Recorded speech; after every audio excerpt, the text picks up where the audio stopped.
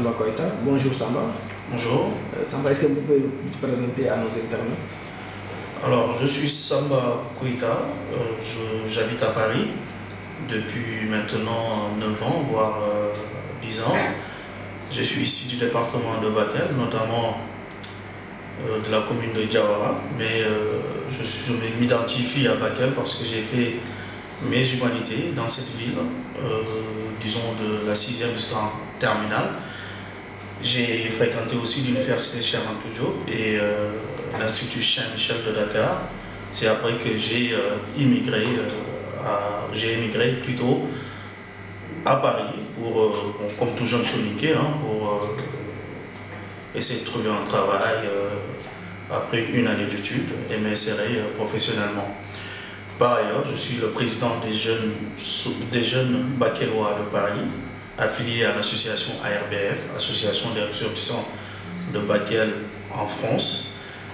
Également, je suis l'administrateur ou un des membres fondateurs du site bakelinfo.com et aussi administrateur dans le site soninkara.com, tous toujours à Paris et souvent correspondant en particulier de IGFM, notamment avec M. Arounafal, que je connais personnellement, parce que j'ai grandi chez lui, j'ai fait mes humanités avec ses petits frères. Voilà un peu ma présentation. Samba, vous êtes au Sénégal depuis quelques temps. Qu'est-ce qui motive votre présence ici? Alors la présence, elle est simple, c'est pour voir la famille. Comme vous le savez, nous sommes dans l'immigration et l'objectif principal de tout immigré est de revenir au bercail, voir la famille. Malheureusement, être immigré, c'est pas facile parce que souvent on perd des membres de la famille derrière nous, des oncles, des grands-parents. On n'a pas toujours le temps de venir directement partager le deuil avec la famille. Donc de temps en temps, nous venons pour présenter nos condoléances directement à la famille en venant les voir et aussi voir la famille tout court.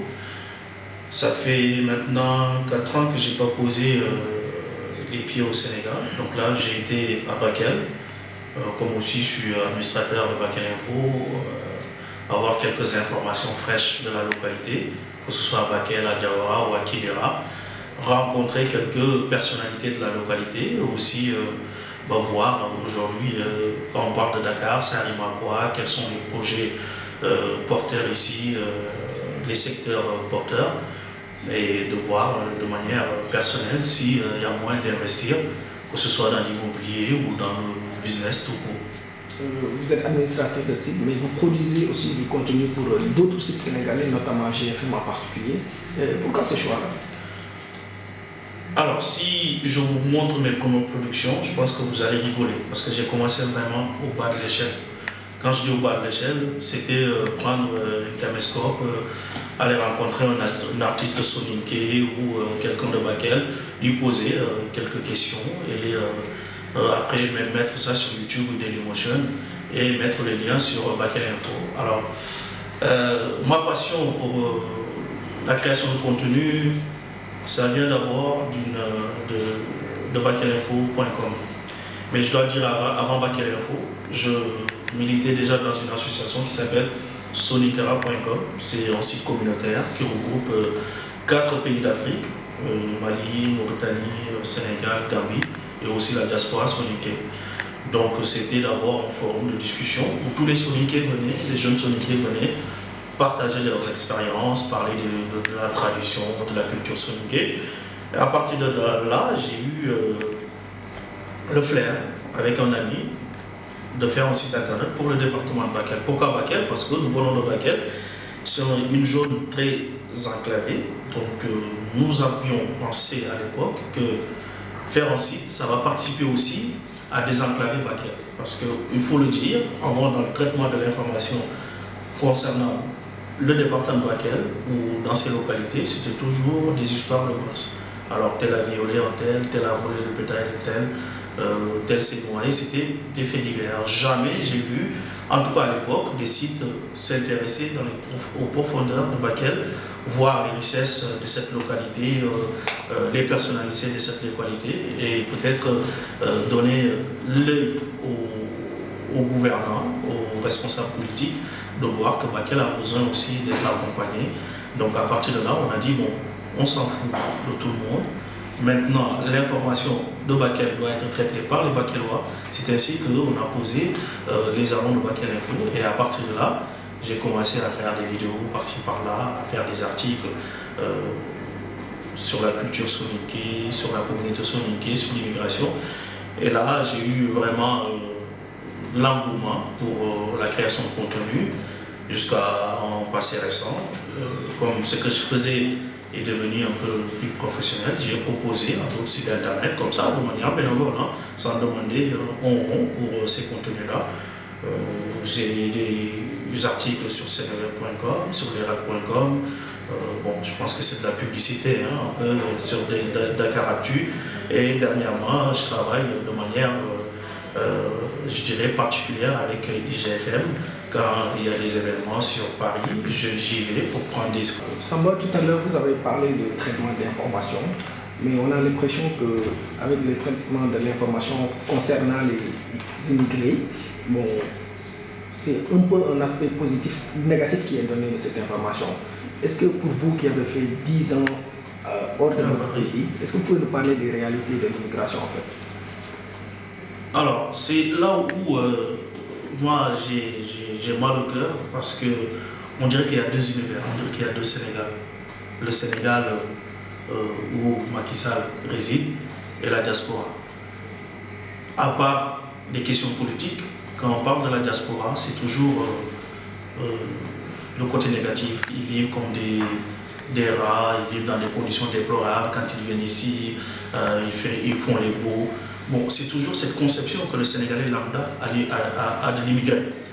Et je pense que les sites internet et les télévisions aussi nationales ont vraiment participé à ternir un peu l'image de l'immigré. Parce que récemment, j'ai vu une émission dans une de la place où on parlait des femmes de Modou Modou. Bon, quand je parle de Modou Modou, je parle de l'immigré qui laissent leurs femmes ici.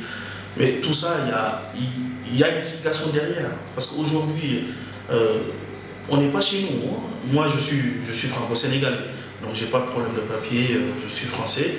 Mais il faut dire que là-bas, même quand on est métis de mère ou de père français, c'est toujours difficile de s'intégrer. Donc, quand l'immigré arrive de son pays, n'a pas de papier, doit faire avec les moyens du bois pour s'en sortir, c'est très très difficile. C'est normal qu'au début, les gens galèrent, c'est normal qu'au début, les gens font des petits métiers par-ci par-là pour avoir de quoi manger et pour envoyer aux familles, rester au village. Donc, moi, quand je dois parler des réalités de l'immigration, je ne dois pas occulter ce côté. Être immigré, c'est très très difficile. Même ceux qui travaillent dans les grandes entreprises, que ce soit dans le secteur bancaire, dans le BTP, dans les services, gagnent bien leur vie, mais là-bas, la vie est très très chère. Ce n'est pas les mêmes réalités qu'ici. On doit toujours se battre déjà pour s'en sortir, pour avoir du travail, mais derrière, on n'oublie pas que nous venons d'une localité qui a investi sur nous et qui compte sur nous. On a laissé des familles derrière.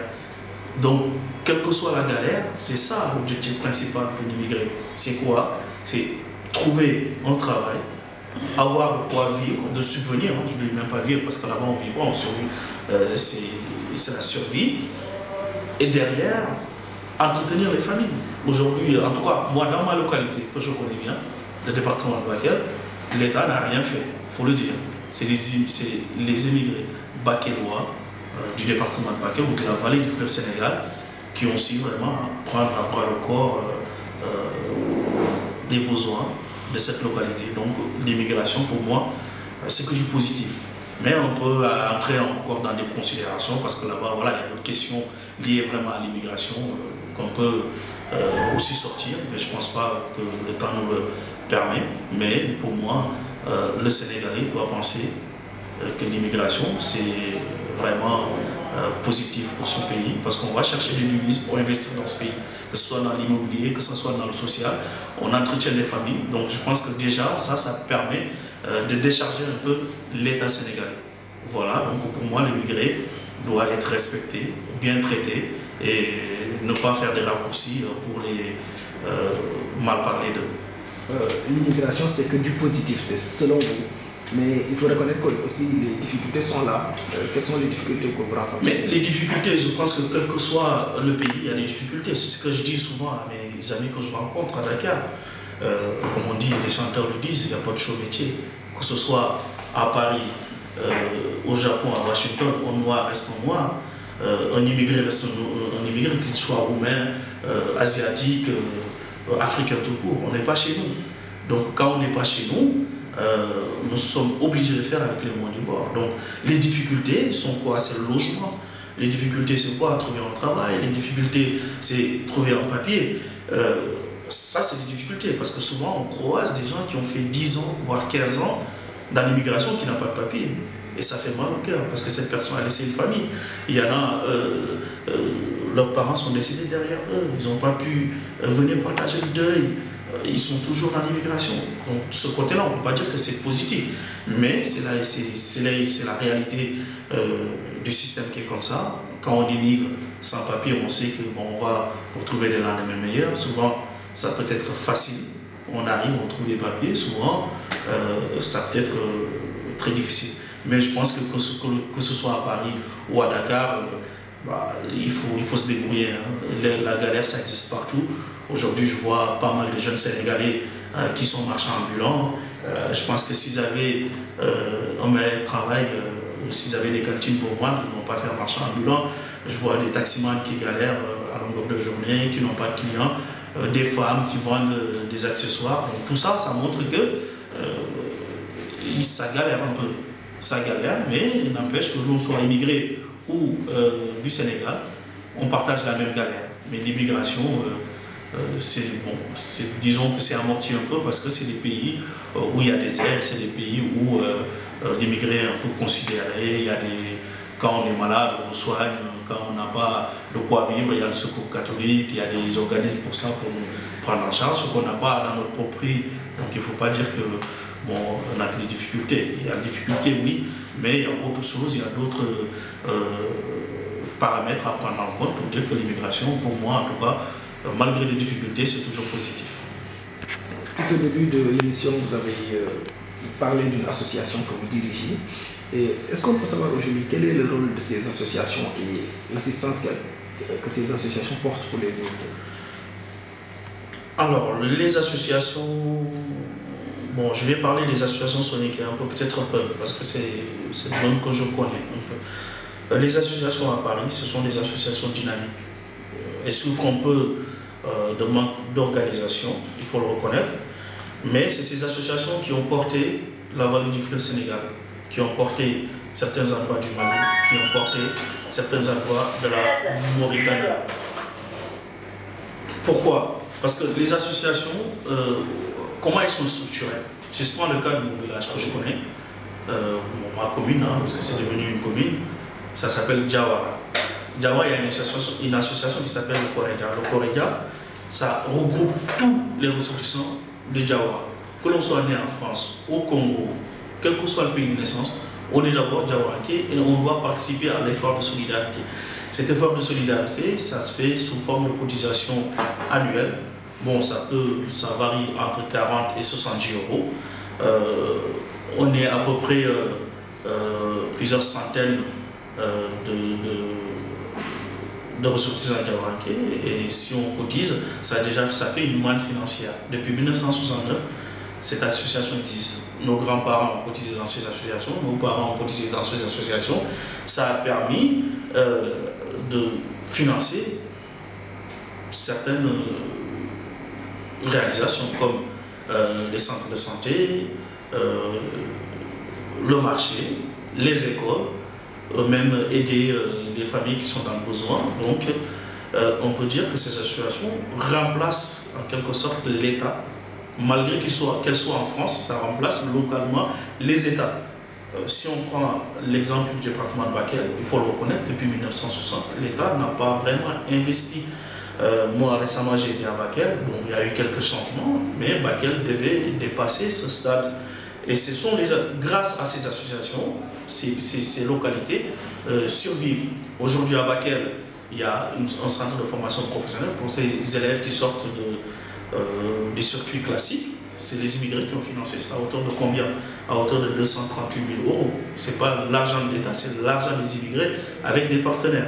Quand on prend l'exemple des autres villages, il y a des centres de santé qui ont été construits. Et puis, donc c'est ces associations qui ont permis la réalisation de ces infrastructures.